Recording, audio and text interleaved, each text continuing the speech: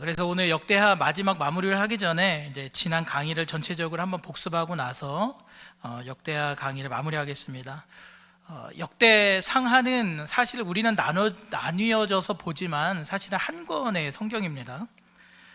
역대상은 이제 메시아가 오기로 약속된 이 다윗의 가계도, 즉 핏줄과 다윗의 핏줄, 유다의 핏줄과 다윗의 통치에 관해 좀 나와 있는 성경이었죠. 남유다가 하나님의 심판과 저주를 받아 멸망하겠지만 그럼에도 하나님의 영원하신 계획 가운데 세상을 구원할 메시아가 올 것이다. 그리고 이 하나님의 언약이 성취되어 가고 있다라는 것을 족보를 통해서 우리가 알 수가 있는 것이죠. 인간의 연약함이 있습니다. 실패가 있습니다. 아무리 믿음 있는 믿음의 조상들이라 하더라도 그들도 다 인간이었고 연약함이 있었죠. 실패가 있었어요. 그러함에도 하나님의 은혜는 이어지고 있고 또 그러함에도 이끌어 가시는 하나님의 소망과 하나님의 신실함, 이것을 강조하고 있는 성경이 역대상입니다. 특히 가계도를 통해서 우리가 알 수가 있죠. 그리고 역대상 후반에는 다윗이 성전을 건축을 준비하는 내용이 나옵니다. 마음에 그토록 염원했지만 야, 너는 아니야. 너의 뒤를 이어서 따로 성전을 지을 것이고 너는 내가 다른 것을 준비했다. 하시죠, 하나님이. 그래서 성전 건축을 준비하는 내용이 나오는데요. 부지도 마련해 놓고 또 뭐 자금도 마련해 놓고 자재까지, 또 심지어 일꾼들, 기술자들까지, 그 분야의 최고의 장인들까지 준비하는 그런 장면이 역대상 뒷부분에 나옵니다. 그리고 그의 아들 솔로몬이 자신의 뒤를 이어서 나라를 잘 다스릴 수 있도록 종교적이고 또 정치적 이러한 어떤 조직 체계를 잘 갖추도록 해서 왕국의 질서를 세워요. 그리고 마지막으로 다윗이 솔로몬에게 성전 건축에 대한 당부, 또 계획을 말하면서 솔로몬에게 통치를 넘겨주게 되죠. 이렇게 다윗의 역사가 역대상에서 끝이 납니다.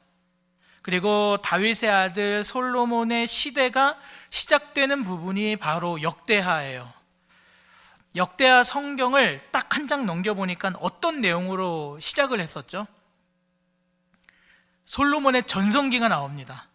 역대하 1장 1절에서 아주 정확하게 말씀하고 있죠. 다윗의 아들 솔로몬의 왕위가 견고하여 가며 그의 하나님 여호와께서 그와 함께 하사 심히 창대하게 하시니라. 다윗과 함께 하셨던 하나님께서 이제는 그의 아들 솔로몬과 함께 하심으로 마치 이 다윗의 전성기 때처럼 솔로몬에도 전성기가 찾아왔다라고 하는 내용으로 역대하가 시작이 돼요. 솔로몬에게 이러한 전성기가 찾아온 이유에 대해서 성경은 여호와께서 솔로몬과 함께 하셨기 때문이다라고 말씀하고 있습니다. 여호와께서 솔로몬과 함께 하셨다. 여러분, 얼마나 복된 일이고 얼마나 은혜가 되는 일입니까? 솔로몬에게 이보다 더 좋은 것은 없겠죠. 솔로몬이 이러한 복을 받을 수 있었던 이유는 이제 그의 삶을 보면 알 수 있습니다. 당시 그의 삶.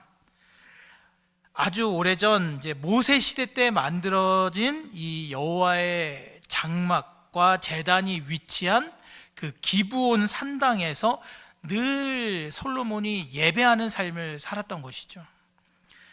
예배를 드린 횟수가 많았다? 아니면 당시 드린 제물의 수가 무려 1,000마리여서 하나님께서 그 대단하고 값진 제사를 보시고 나서 야, 내가 너와 함께 할게 하셨다라는 것이 아니에요. 여기서 말해주는 것은 그의 중심이 늘 하나님을 향하고 있었기 때문에 솔로몬이 그 정도로까지 자신이 할 수 있는 최선과 중심이 담긴 제사를 드렸던 것이고, 그 중심을 보신 하나님께서 솔로몬과 함께 하심으로 솔로몬에게 전성기가 찾아왔던 것입니다. 그렇게 온종일 솔로몬이 하나님 앞에 희생 제사를 드린 그 다음날 하나님이 솔로몬에게 나타나 물으시죠. 뭐라고 물으십니까? 야, 내가 너에게 무엇을 주랴? 내가 뭘 줄까? 야, 너 구해봐, 말해봐. 이때 솔로몬이 뭘 구합니까? 지혜를 구하죠. 여기서의 지혜는요, 단지 어떤 고급 정보, 고급 지식을 말하는 게 아닙니다.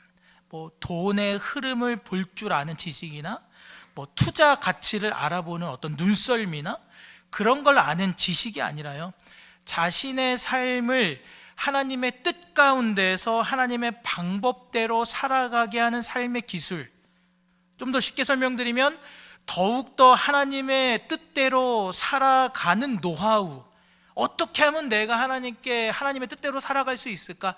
야, 내가 어떤 인생을 살아가야, 내가 어떤 통치를 해야, 어떻게 나라를 다스려야 하나님의 뜻대로, 하나님의 계획대로 내가 살아갈 수 있을까? 이런 노하우, 이것을 솔로몬이 이러한 지혜를 구했던 것이죠. 당시 솔로몬의 신앙이 그랬고 그의 중심이 그랬어요. 그래서 성전 건축에 그토록 심혈을 막 기울입니다. 물론 모든 자재 준비는 그의 아버지 다윗이 다 준비해 놓은 거였지만 그 재료를 가지고 기술자들과 함께 정성껏 지었어요. 무려 성경에 보면 15만 3,600명의 인력을 동원하여서 7년 동안이나 성전을 짓게 됩니다. 아버지의 신앙을 따라, 그리고 자신의 신앙도 그러했고, 더 이상 산당 예배가 아니라 성전 예배를 너무나 아버지도 그렇고 나도 그렇고 너무나 사모하였기 때문에 솔로몬이 7년의 시간을 공들여서 성전 건축을 했던 것이죠. 솔로몬은요, 자신의 삶에 있어서 그리고 이스라엘에게 있어서 최고의 가치, 이 최고의 우선순위를 하나님을 향한 예배로 두었던 것입니다. 예배로. 그렇게 성전이 다 지어지고 나서 솔로몬이 여호와의 언약궤를 드디어 성전의 지성소로 옮깁니다. 그리고 그곳에 구름이 가득했다 나가고 있어요. 성경에서 구름이 가득했다라는 것은 여호와의 영광이 임한 것을 보여줍니다. 그리고 그 다음 솔로몬은 백성들에게 축복을 하고 연설을 하면서 하나님께 아주 긴 기도를 드리게 되는데, 하나님이 7장에서 이런 말씀을 하세요. 악한 길을 떠나라. 스스로 낮춰 기도해라. 내 얼굴을 찾아라. 그러면 내가 하늘에서 듣고 그들의 죄를 사하고 그들의 땅을 고치겠다. 하나님이 솔로몬과 백성들에게 이런 약속을 주십니다. 그 다음에 이제 솔로몬의 업적들이 나오고 성전 건축, 왕궁 건축, 또 성을 짓고 성읍을 건설하는 것에 대해 나오고요. 그리고 10장에 대해서는 이제 솔로몬이 죽고 나서 유다 왕들의 통치들에 대해서 나옵니다. 르호보암이 솔로몬의 뒤를 이어서 왕이 되지만 아버지 솔로몬보다 더 혹독한 정치, 노역, 과한 세금을 부과시켜서 결국에는 북쪽의 지파들이 반란을 일으키죠. 그래서 지파가 이제 나뉘게 됩니다. 그래서 남유다 왕국, 북이스라엘 이렇게 왕국으로 갈리게 되죠. 그러면서 남유다의 르호보암에 대해서 아비야와 아사 왕에 대해서 내용을 다루고 있는데, 그들이 때론 성공하고 때론 실패하게 되는 그런 내용들이 나옵니다. 앞서 말씀드렸지만 역대기는 조금 긍정적으로 기록된 성경이라고 말씀드렸죠.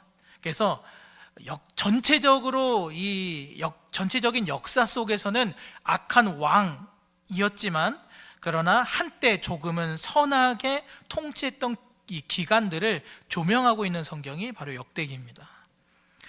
여기까지가 역대하 16장까지의 내용이었고요. 이제 오늘은 17장부터 마지막 36장까지 한번 살펴보려고 하는데요. 교재 106쪽입니다. 계속해서 남유다의 왕에 대한 기록이 나오고 있어요. 여호사밧은 선한 왕이었으나 바알 숭배를 하는 아합과 동맹을 맺고 이세벨의 딸을 가족으로 맞아들이는 실수를 한다. 여호사밧이 지금까지는 참 잘 다스렸어요. 여호사밧은 선한 왕입니다. 성읍들을 요새화하고 또 율법을 백성들에게 가르치면서 아주 강력한 왕국을 이루었어요. 우리 역대하 17장 3절 4절, 역대하 17장 3절과 4절을 함께 읽겠습니다. 여호와께서 여호사밧과 함께 하셨으니 이는 그가 그의 조상 다윗의 처음 길로 행하여 구하지 아니하고 오직 그의 아버지의 하나님께 구하며 그의 백성을 행하고 이스라엘의 행위를 따르지 아니하였습니다. 아멘. 여호사밧은 바알의 길을 걷는 것이 아니라 다윗의 처음 길을 따르던 그런 선한 왕이었어요. 그런데 그런 그가 북이스라엘의 아합과 동맹을 맺고 자기 아들 여호람을 이스라엘의 역사상 가장 악랄했던 여자 이 이세벨의 딸 아달랴와 혼인을 시키게 됩니다. 순전히 정치적인 목적으로 혼인을 시킨 거죠. 18장 1절을 보세요. 여호사밧이 부귀와 영광을 크게 떨쳤고 아합 과문과 혼인함으로 인척 관계를 맺었더라. 결국에는 그의 신앙이 흔들리게 돼요.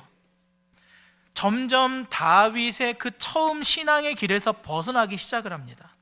그래서 이후 18장의 이 내용을 보게 되면 여호사밧은 선지자 이 미가야의 조언을 무시했다가 전쟁에서 간신히 죽음을 면하게 되는데, 이게 정치적으로 아합이 이 사돈으로 얽혀있다 보니까, 사돈이잖아요. 사돈으로 얽혀있다 보니까 아합이 싫어하던 이 미가야 선지자의 조언을 자신도 따르지 못하는 거예요.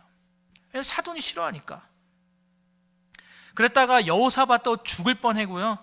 절체절명의 순간 하나님이 개입을 하십니다. 그래서 간신히 목숨을 건지게 돼요. 우리 18장 31절 함께 읽겠습니다. 18장 31절 시작. 병거의 지휘관들이 여호사밧을 보고 이르되 그가 이스라엘 왕이라 하고 돌아서서 그와 싸우려 한즉 여호사밧이 소리를 지르매 여호와께서 그를 도우시며 하나님이 그들을 감동시키사 그를 떠나가게 하신지라. 아멘. 이렇게 여호사밧이요, 사실 그냥 죽은 목숨이었어요. 근데 너무나 깜짝 놀라서 깍 하고 소리를 지르니까 하나님이 딱 개입하셔갖고 그들의 마음을 감동시켜서 돌아가게 하시죠. 간신히 목숨을 건지게 돼요.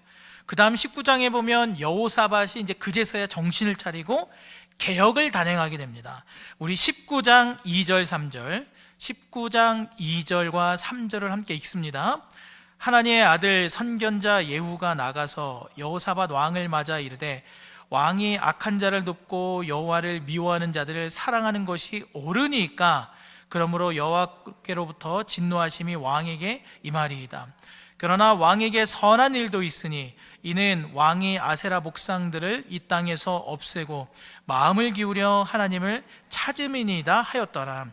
그래서 이제 이후에 4절 이하에 보면 여호사밧이 백성에게 하나님에 대한 순종을 가르치고요, 또 재판소를 세우고 여러 나라로부터 위협을 받을 때 더 이상 바알에게 구하는 것이 아니라 하나님에게 도움을 구해서 기적적인 승리를 이제 맛보게 됩니다. 특히 역대하 20장에 보면 이게 참 너무너무 감동스러운 장면이 나오는데요. 지금 여러 이 동맹국들이 연합하여서 유다 지파를 둘러쌉니다. 쳐들어왔어요. 그래서 여호사밧이 마음 가운데 너무너무 무서운 거예요. 여러 나라가 연합해가지고 이 유다 나라를 에워싸니까 겁이 난 거죠. 그래서 여호사밧이 이렇게 두려움을 고백합니다. 우리 20장 12절 함께 읽습니다. 우리 하나님이여 그들을 징벌하지 아니하시나이까. 우리를 치러 오는 이 큰 무리를 우리가 대적할 능력이 없고 어떻게 할 줄도 알지 못하옵고 오직 주만 바라보나이다 하고, 우리는 너무 무기력합니다. 우리를 치러 오는 저 큰 무리들을 우리가 대항할 능력이 없습니다. 어떻게 할 줄도 모르겠습니다. 오직 주님만 바라봅니다. 이렇게 고백하니까, 그런데 이때요, 여호와의 영이 레위 사람 이 야하시엘에게 임해요, 갑자기. 그래서 이렇게 선포를 하는데, 우리 20장 15절 함께 읽겠습니다.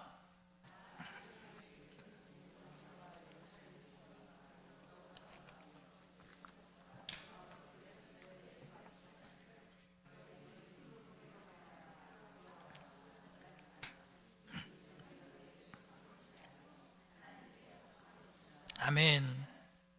참 우리가 좋아하는 성경 구절들이 있죠. 이 전쟁은 너희들의 전쟁이 아니라 하나님께 속한 하나님의 전쟁이라는 거예요. 하나님 너무 두렵습니다. 저들이 연합해서 지금 쳐들어오는데 어떻게 할지 모르겠습니다. 그러니까 하나님이 이 레위 사람을 통해서 말씀을 주시는데, 야, 겁내지 마. 전쟁은 너에게 속한 것이 아니라 나에게 속한 거야. 그래서 이 선포된 하나님의 말씀을 듣고 유다 백성들이 어떻게 하냐면요, 어떤 반응을 보이냐면 여호와께 감사합니다 하면서 찬양을 합니다. 우리 20장 20절 21절 20장 20절 21절 시작.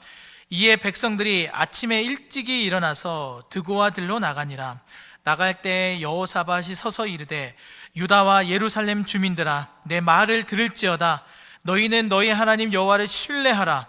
그리하면 견고히 서리라. 그의 선지자들을 신뢰하라. 그리하면 형통하리라 하고 백성과 더불어 의논하고 노래하는 자들 택하여 거룩한 예복을 입히고 군대 앞에서 행진하며 여호와를 찬송하여 이르기를 여호와께 감사하세. 그의 인자하심이 영원하도다 하게 하였더니. 아멘. 그렇게 하나님을 찬송할 때 22절에 보니까 여호와께서 뭐 어디선지 이 복병을 데려다가 그들을 완전히 물리치세요. 여러분, 하나님 앞에서는요, 우리의 어떠한 환경, 뭐 어떠한 상황, 뭐 불리한 조건, 여러분 그런 것들이 전혀 상관이 없는 줄로 믿습니다. 물론 우리에게는 크나큰 상관이겠죠. 여러분, 우리에게는요, 우리의 옆에 있는 나와 같이 마음의 이 뜻을 같이 하지 않는 그 내 동료, 그 누군가 한 사람조차도 우리에겐 너무나 걸림돌이고 어쩌면 위협적인 존재가 되고 할 수 있는데, 여러분 누구든지 간에 어떤 상황이든지 간에 어떤 불리한 조건이든지 간에 여러분 하나님 앞에, 하나님께는 그러한 것이 하나도 상관이 없다라는 거예요. 그런 것이 하나도 중요하지 않다라는 것입니다. 여러분, 그래서 우리가 누구를 믿고 누구를 신뢰하고 누구를 찬송해야 하느냐? 바로 모든 것을 뛰어넘으시는 그 하나님을 신뢰할 때 20절에서 오늘 고백하고 있는 것처럼 우리의 인생이 견고하게 서고 형통한 인생으로 승리하게 되는 줄로 믿습니다. 그 다음 교재 107쪽 21장 넘어가겠습니다. 여호람과 아하시아와 아달랴의 악행으로 왕국은 더 큰 파멸에 이른다. 여호사밧의 아들 여호람은요, 유다 전역에 산당을 짓고 이 악행을 저질렀습니다. 그래서 여호와께서 여호람을 치세요. 그래서 창자의 기록에 보니까 창자의 질병이 나서 죽게 되는 그런 비극을 맞이합니다. 또 여호람의 막내 아들 아하시아는 그의 어머니 아달랴가 깨어서 악을 행하게 돼요. 그렇게 아달랴는 유다의 씨를 완전히 다 죽이고 다 씨를 말린 다음에 자신이 왕위에 오르게 됩니다. 여러분, 아달랴가 괜히 이 악랄한 여인이 아니에요. 굉장히 잔인한 사람입니다. 거의 뭐 정치적인 어떤 사극 드라마를 보는 것 같죠. 자기 손자들을 다 죽입니다. 자기가 잘 되려고 자기 꿈 한번 이뤄보겠다라고 자기 한번 잘 살자고 아달랴가 유다의 씨를 완전히 다 말리게 되는데요. 여러분, 아달랴가 아무리 악한 계획을 가지고 악한 일을 자행했다 하더라도 여러분, 인간의 계획이 하나님의 계획을 뛰어넘을 수 있습니까? 없습니까? 없죠. 인간의 악한 계획은요, 결말에 가면 항상 실패를 합니다. 한 명을 빼먹게 되는 거죠. 자기의 의붓딸이었던, 아달랴의 의붓딸이었던 이 의붓딸이 당시 아기였던 이 요아스를 몰래 빼내어서 성전에 숨겨두어서 결론적으로는 다윗의 핏줄, 다윗의 왕조가 이어지게 됩니다. 우리 22장 11절 함께 읽겠습니다. 시작. 왕의 딸 여호사밧이 아하시아의 아들 요아스를 왕자들이 죽임을 당하는 중에서 몰래 빼내어 그와 그의 유모를 침실에 숨겨 아달랴를 피하게 하였으므로 아달랴가 그를 죽이지 못하였더라. 여호사밧은 여호람의 왕의 딸이요 아하시아의 누이요 제사장 여호야다의 아내이더라. 아멘. 이렇게 하나님은요, 인간의 악한 계획 중에서도 하나님의 그 선하신 뜻을 신실하게 이어가세요. 그렇게 요아스를 6년 동안 성전에 숨기고 요아스가 그 다음에 이제 왕이 되는데요, 요아스를 돌보았던 제사장이 아달랴를 처단합니다. 처단하고 요아스가 7살이 되었을 때 왕을 세우게 돼요. 그 다음 5번 23장에 보면 이제 대제사장 여호야다는 당시 7살이었던 어린 요아스를 왕위에 앉히고, 그 다음에 요아스는 성전 보수를 하면서 개혁을 단행하게 되고, 그러나 안타깝게도 우상 숭배를 받아들이게 됩니다. 여호야다는 자신의 장모였던 아달랴를 제거하게 돼요. 그럴 수밖에 없죠. 하나님의 뜻에 반하는 사람이니까. 그리고 요아스를 왕으로 앉힙니다. 요아스가 이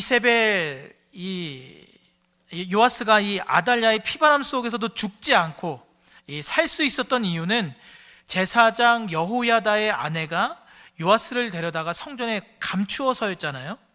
그렇게 6년 동안 요아스는 성전에서 먹고 자고 하면서 제사장 여호야다의 가르침 속에서 성전에서 자라게 됩니다.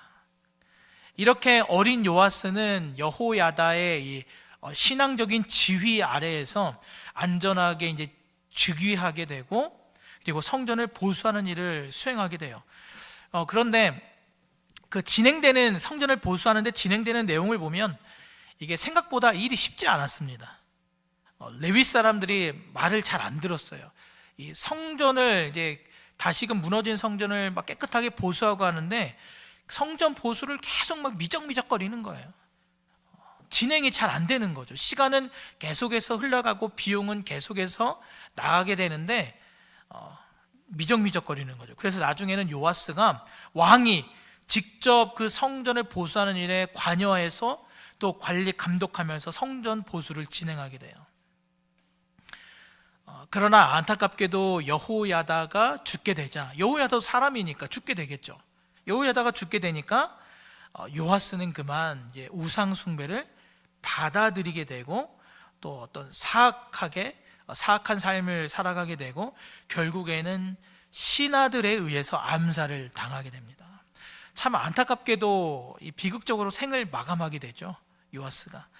요아스의 신앙이 어렸을 때는 이제 꾸준히 여호야다라고 하는 그 제사장, 신실한 제사장의 지도 아래에 있었지만 결국에는 자신의 신앙으로까지는 그 신앙을 발전시키지 못했던 것이죠. 아버지의 신앙, 우리도 그렇죠. 부모님의 신앙, 아버지의 신앙, 어머니의 신앙, 우리의 신앙 가문은 3대야, 4대째야. 할아버지 신앙, 할머니의 신앙. 여러분, 이것으로 우리의 신앙을 대변하는 것이 아니라 오늘 나 자신, 내 자신의 신앙이 하나님에 대한 온전한 신앙으로 계속해서 발전하고 열매 맺어갈 수 있기를 소망합니다. 물론 우리의 첫 신앙의 출발점이 부모의 신앙이 될 수는 있어요. 그럴 수 있죠. 그러나 그것으로 그냥 끝나는 것이 아니라 그 부모의 신앙이 나의 신앙으로 발전이 되고 열매 맺어가는 그런 우리의 삶이 되어야 된다는 것이죠. 이제 한 장 넘기셔서 교재 108쪽입니다. 아마샤, 우시야, 요담 그리고 아하스는 각각 다른 방식으로 통치한다. 4명의 유다 왕에 대해서 어떻게 행했는가, 이 아래 간단하게 정리되어 있는데요, 우리 한번 그 정리된 내용을 한번 천천히 같이 읽어보겠습니다. 시작.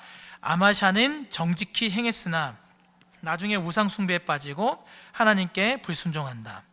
우시야는 여호와 보시기에 정직하게 행하여 하나님께서 형통하게 하셨지만 자신이 제사를 집전하다가 나병에 걸려 죽는다. 요담은 여호와 앞에서 정직했고 바른 길을 걸어서 점점 강성해진다. 아하스는 우상 숭배로 인해 유다 왕국의 파멸을 초래하고 점점 더 사악해진다. 자, 저들이 어떤 길을 선택했고 어떤 길을 갔는지에 따라 통치 방식이 달랐고요, 인생의 방향이 완전히 다르고 결말이 완전히 다르다라는 것을 알 수가 있죠. 여러분, 성경은 결코 애매하게 말씀하시지 않습니다. 아주 정확하게 말씀하고 있어요. 오늘 저와 여러분의 인생이 여호와 하나님 보시기에 정직히 행하며 하나님을 가까이 하는 형통한 인생이 될 수 있기를 소망합니다. 형통한 인생은 하나님과 가까이 하는 인생이에요. 하나님의 뜻을 쫓는 인생이에요. 하나님의 말씀을 기뻐하는 인생이에요. 그것이 형통한 인생입니다. 이제 그 밑에 7번을 보시면 우리가 잘 아는 히스기야에 대한 말씀이 나오죠. 히스기야는 철저한 종교개혁을 단행하고 하나님을 전적으로 의지한다. 히스기야에 관해서는 우리가 너무나 잘 아는 내용이니까 엄청 자세하게 다루진 않겠습니다. 히스기야는 아버지에 의해서 손상된 그 모든 것을 복구하고 또 우상 숭배로 더럽혀진 성전을 정화했던 아주 선한 왕이었죠. 또 하나님의 선하심을 신뢰하며 전 이스라엘과 유다를 모아서 유월절을 성대하게 또 지키기도 합니다. 그리고 우상을 부수고 제사장과 이 레위 사람들을 전적으로 지원할 수 있는 어떤 신앙을 지원하는 신앙 체계를 아주 잘 갖추기도 했어요.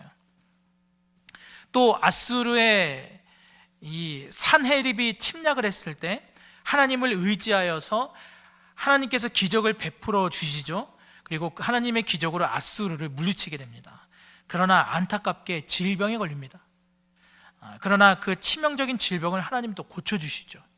그러나 말년에 히스기야가 자신의 어떤 자신의 능력을 좀 바벨론에게 보여주고자 하는 그런 과오를 범하는 실수를 저지르기도 했어요. 히스기야는 정말 개혁을 잘했습니다.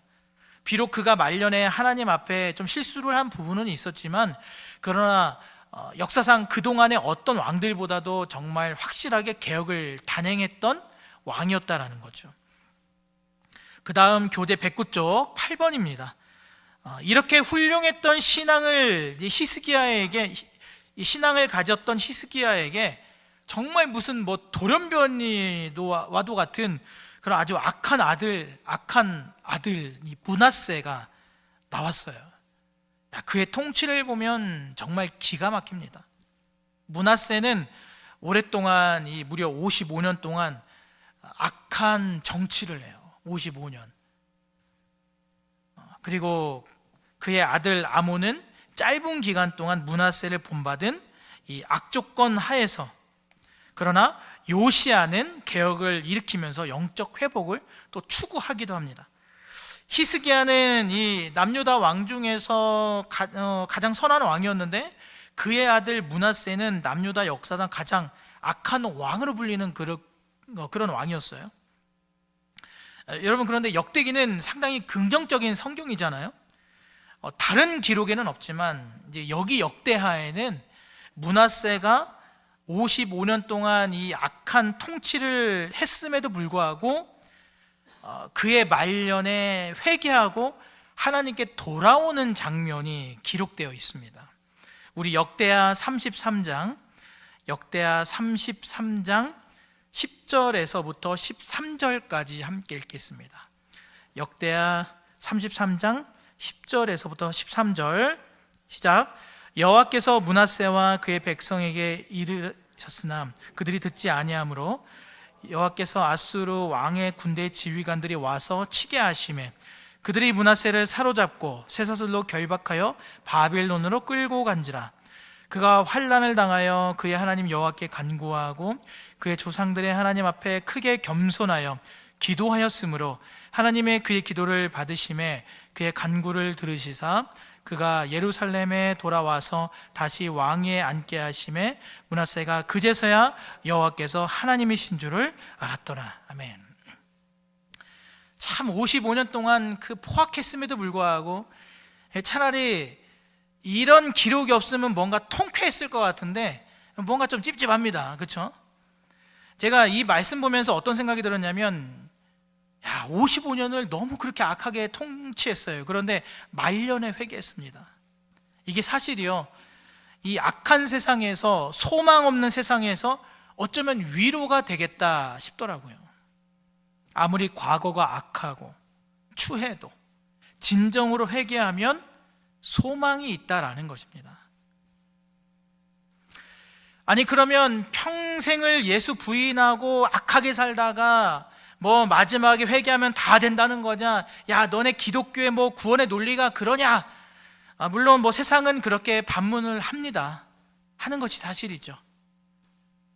그러나 진정으로 예수를 믿고 진정으로 회개하면 은혜를 베푸신다는 것이, 그게 세상을 향해 열어놓으신 하나님의 사랑이고 그게 세상의 소망이 된다라는 것입니다. 인생의 마지막에라도 예수님을 알고 고백하고 회개하며 하나님 앞에 나아가 구원의 은혜를 받는 것이 오늘 이 소망 없는 세상에서 사실은 우리에게 정말 가장 큰 위로가 되는 말씀이 되는 거예요. 그런데 우리는 지금 이렇게, 어쩌면 우리는 여러분 젊어서부터 주님을 믿고 살아왔잖아요. 지금까지 얼마나 큰 우리가 은혜 가운데 살아가고 있는지 모르겠습니다. 여러분, 늘 구원의 은혜 감사하시는 저와 여러분이 되시기를 소망합니다. 계속해서 8번을 보시면요, 므낫세의 아들 암몬은 2년간 사악한 정치를 한 후에 암살된다. 그러나 그의 아들 요시야는 8세에 즉위하여 정직히 행하고 율법책을 발견하여 백성에게 읽어주고 언약을 갱신한다. 또 우리가 잘 아는 남유다의 선한 왕 요시야가 나옵니다. 겨우 8살의 왕위에 올랐어요. 그런데 정직히 행하는 가운데 율법책을 발견하고는 백성들에게 읽어주고 언약을 갱신하여서 백성들의 신앙을 새롭게 합니다. 그리고 대대적으로 유월절 축제를 지키게 되고, 그리고 이후에 전쟁에서 죽게 되면서 그의 통치가 끝이 나게 돼요. 그리고 그 밑에 9번을 보시면 유다의 마지막 4왕은 모두 악을 행하고 아주 무능력하여 결국 바벨론에게 멸망을 당한다. 유다의 마지막 4명의 왕은 그 밑에 나옵니다. 여호아스, 여호야김, 여호야긴, 시드기야. 여호야스는 3개월간 통치하다가 애굽의 인질로 잡혀가고요, 그 다음 여호야김은 악을 행하다가 바벨론의 느부갓네살에게 잡혀갑니다. 그 다음 여호야긴은 겨우 8살의 왕위에 올랐다가 3개월간 악행을 하고 바벨론에 잡혀가게 됩니다. 좀 이상하지 않습니까? 무슨 8살, 무슨 8살이 뭐 왕위에 올랐다 쳐요. 무슨 8살 왕이 얼마나 뭐 악한 일을 행했다고 하는 걸까요? 이게 이해가 안 되기도 하죠. 근데 열왕기 하 24장 8절에 보면 거기에는 18살로 나옵니다. 18살의 왕위에 올랐다라고 기록되어 있어요. 두 본문에 뭐 차이가 있긴 한데요, 정확하게는 모르겠습니다. 뭐 제가 기록하지 않았기 때문에. 하지만 이제 뭐 정황상 18살의 왕위에 오른 것으로 보여집니다. 18살 왕이면 한참 뭐 사춘기이기도 하고, 뭐 맘만 먹으면 얼마든지 악한 또 이 악에 빠질 수가 있죠. 분별력이 없기 때문에. 그리고 교재 한 장 넘기셔서 110쪽. 느부갓네살은 시드기야를 유다의 왕으로 삼고, 시드기야는 우상 숭배를 지원하고 예레미야의 말씀을 듣지도 않고 완악하여 결국 예루살렘은 무너진다. 이후 내용을 보게 되면 시드기야는 두 눈이 뽑혀서 죽게 되고요, 또 앞서 바벨론으로 끌려가서 37년 동안 옥살이를 하던 여호야긴이 바사의 고레스 왕으로부터 풀려나게 돼요. 그리고 여호야긴의 지위를 높여줍니다. 포로였지만 풀어주고 왕으로서의 지위를 높여주고 평생 먹을 것을 공급해줬다라고 해요. 물론 처음에 예루살렘을 친 것은 바벨론입니다. 시간이 꽤 흐르면서 이제 바벨론이 저지른 악함이 있기 때문에 하나님께서 이 바벨론도 망하게 하시는데, 바사 제국을 통해서 바벨론을 쳐서 망하게 하십니다. 그래서 유다 왕국이 처음에는 바벨론의 포로로 있었지만 이후에는 바사의 포로 통치 아래에 있었고, 마지막 10번 보시면은 여호와께서 바사의 고레스 왕의 마음을 감동시키셔서 포로 생활이 끝이 나게 하세요. 우리 마지막입니다. 역대하 36장 22절과 23절을 함께 읽겠습니다. 역대하 36장 22절 23절. 바사의 고레스 왕 원년에 여호와께서 예레미야의 입으로 하신 말씀을 이루시려고 여호와께서 바사의 고레스 왕의 마음을 감동시키심에 그가 온 나라에 공포도 하고 조서도 내려 이르되 바사의 왕 고레스가 이같이 말하노니 하늘의 신 여호와께서 세상 만국을 내게 주셨고 나에게 명령하여 유다 예루살렘의 성전을 건축하라 하셨나니 너희 중에 그의 백성된 자는 다 올라갈지어다. 너희 하나님 여호와께서 함께 하시기를 원하노라 하였더라. 아멘. 이렇게 기나긴 70년의 포로 생활이 끝이 나게 됩니다. 절망의 잿더미 같은 그런 상황 속에서도 소망의 불꽃을 하나님이 일으키셨던 거죠. 유다의 멸망은 완전히 멸절시키시려는 것이 아니라 하나님께서 다시 회복시키시려는, 하나님께로 돌아오게 하시려는, 하나님의 살아계심과 역사하심을 보여주는 그런 하나님의 소망의 역사로 다시 끝이 나고 시작이 되었다라는 거예요. 하나님의 완전하신 뜻은 반드시 이루어집니다. 그분이 우리 하나님이신 거죠. 이렇게 역대하의 말씀이 끝이 나고요. 전체적으로 한번 정리해서 보겠습니다. 역대기의 주제는 어떻게 될까요? 역대상하의 주제, 가장 많이 나온 내용이 어떤 내용인 것 같습니까? 잘 보시면은 성전에 관련한 내용이 가장 많이 나옵니다. 역대기의 주제는 하나님의 성전이에요. 역대상하를 통틀어서 성전 건축 준비, 또 성전 짓는 이야기, 또 성전 관련된 또 봉사자들, 또 봉헌식 뭐 등등 성전에 관련된 이야기들의 비중이 가장 많습니다. 왜냐하면 유다 백성들에게 아주 중요한 문제였기 때문이에요.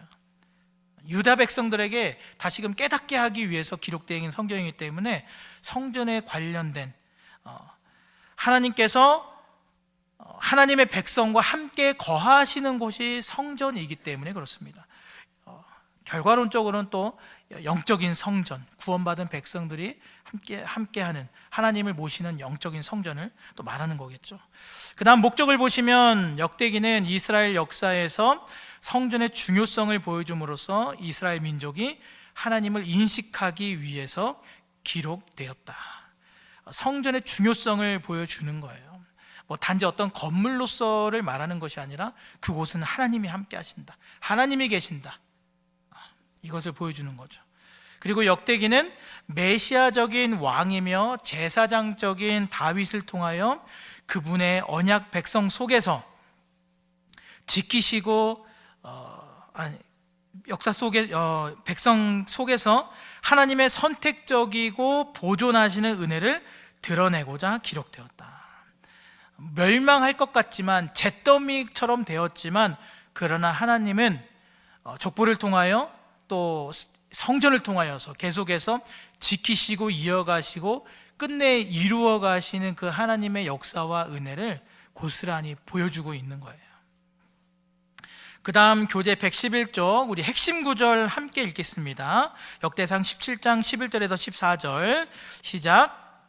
내 생명의 연한이 차서 내가 조상들에게로 돌아가면 내가 내 뒤에서 내 씨 곧 내 아들 중에 하나를 세우고 그 나라를 견고하게 하리니 그는 나를 위하여 집을 건축할 것이요 나는 그의 왕위를 견고히 영원히 견고하게 하리라.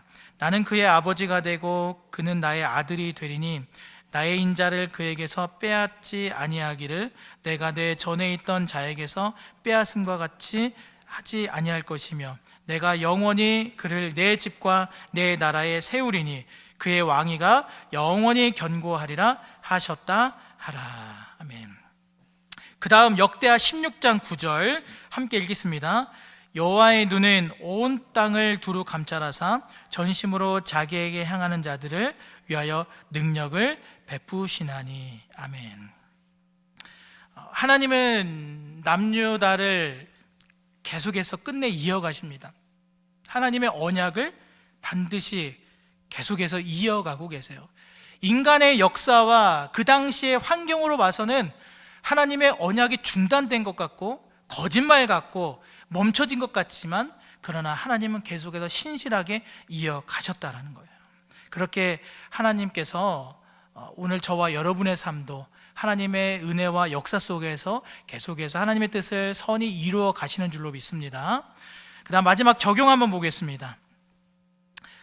우리의 인생 가운데서 때로는 모든 것이 다 끝난 것처럼 여겨지고 정말 암울하고 소망도 보이지 않고 맨날 반복되는 그런 절망의 상황 속에서 우리가 참 신앙의 어려움을 많이 겪게 되고, 또 때로는 참 하나님의 말씀과 내 삶이 너무나 분리가 되어 있고 참 이게 일치하지 않고 참 다르다, 하나님의 말씀은 뭔가 소설과도 같고 내 삶에서는 참 꿈과도 같은 이야기다 라고 우리가 그렇게 삶을 느낄 때가 참 많습니다. 그러나 하나님께서 오늘 이 역대 상하의 이 말씀 가운데서 하나님이 어떻게 이스라엘을 다시금 일으키시는지, 잿더미 같은 속에서 어떻게 하나님의 뜻을 이루어 가시는지, 이런 것을 바라볼 때 우리가 할 수 있는 것은 모든 것을 하나님 앞에 맡기는 것밖에 없다라는 거예요. 내 삶의 현실 속에서 내가 할 수 있는 것이 아무것도 없었을 때, 그때 하나님께 모든 것을 맡기는 겁니다. 그게 우리가 할 수 있는 최선이죠. 우리가 모든 것을 지고 가는 것은 어려워요. 내가 해결할 수도 없어요. 그래서 우리가 모든 것을 하나님께 맡겨야 된다는 것이죠. 그 다음 보시면은 내가 결코 너를 버리지 아니하고 너를 떠나지 아니하리라는 말씀과, 너는 두려워하지 말라, 내가 너를 구속하였고 내가 너를 지명하여 불렀나니 너는 내 것이라. 내가 물 가운데로 지날 때 내가 너와 함께 할 것이라. 강을 건널 때 물이 너를 침몰하지 못할 것이며 내가 물 가운데로 지날 때 타지도 아니할 것이고 불꽃이 너를 사르지도 못하리니 나는 여호와 내 하나님이요. 이러한 약속의 말씀, 성경에 기록된 여러 이런 말씀들을 우리가 붙들고 그 말씀을 신뢰할 수 있는 저와 여러분이 될 수 있기를 소망합니다. 여러분, 하나님의 주권적인 역사가 있음을 믿으시길 바랍니다. 그리고 절대로 포기하지 않는 삶. 여러분, 끝날 때까지 끝난 것이 아니죠. 왜냐하면 우리의 하나님은 역전의 하나님이기 때문에 그래요. 당장에, 오늘 내 삶에 당장에 보여지는 현실로는 우리가 하나님의 역사를 함부로 판단할 수 없습니다. 끝까지 포기하지 않고 하나님의 은혜를 구할 수 있는 저와 여러분 될 수 있기를 소망합니다. 그리고 지금까지 인도하신 하나님, 우리가 성경을 통해서 기록된 하나님의 역사도 바라보지만 우리가 우리의 삶을 바라볼 때, 우리가 2025년도를 맞이했잖아요. 작년 2024년도를 생각할 때, 돌아볼 때 얼마나 하나님의 은혜가 내 삶에서 구석구석 있었습니까? 그 지난날의 하나님의 은혜를 바라보고 올 한 해 가운데도 신실하게 이어가실 그 하나님을 기억하며 소망을 가질 수 있는 저와 여러분 모두가 될 수 있기를 주님의 이름으로 간절히 소망합니다. 이렇게 해서 역대하 말씀을 우리가 함께 살펴봤고요. 다음 주에는 우리가 에스라 말씀을 살펴보는데, 에스라 말씀을 누가 준비하셨을까요? 그렇죠. 모두가 한 목소리로 말씀하시는, 외치시고 계시는 우리의 고근옥 전사님께서 에스라 말씀을 은혜스럽게 정말 오랜 기간 동안 지금 준비하고 계십니다. 기대가 되시죠? 네. 네, 다음 주에 에스라 말씀으로 함께 귀한 은혜를 나누도록 하겠습니다. 오늘 이 시간 함께 배운 말씀 기억하시면서 함께 기도하길 원합니다. 주님, 하나님의 역사를 이루어 가시고 하나님의 백성들을 끝내 보존케 하시는 그 놀라운 하나님의 은혜, 하나님의 계획, 그러한 것을 우리가 바라보면서 이 땅을, 우리가 이 세상을 살아가게 하여 주옵소서. 하나님이 거하시는 성전, 그 성전이 내 삶이 되게 하시고 내 중심이 되게 하시고 내 마음이 되게 하여 주옵소서. 모든 환난 속에서도 우리가 실망하지 아니하고 신실하신 하나님을 바라보게 하옵소서. 이 시간 간절한 마음으로 기도하며 나아갑니다.